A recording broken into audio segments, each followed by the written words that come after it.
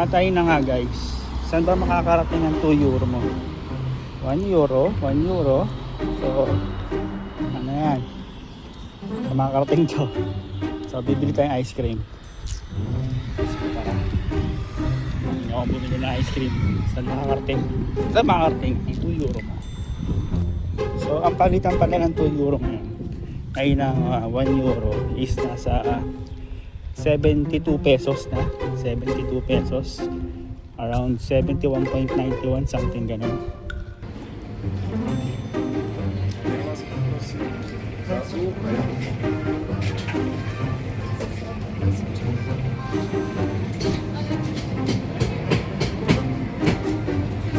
Ano?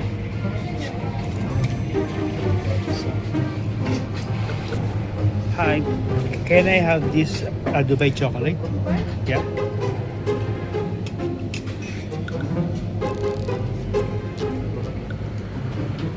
Thank you.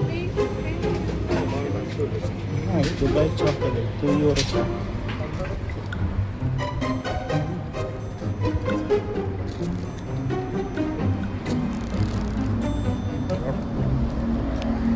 Dubai euro. Dubai chocolate.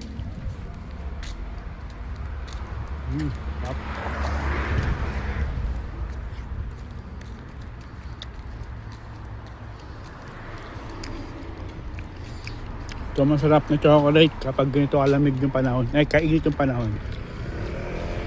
Alright. So, ayun na nga guys. 2 euro chocolate ice cream.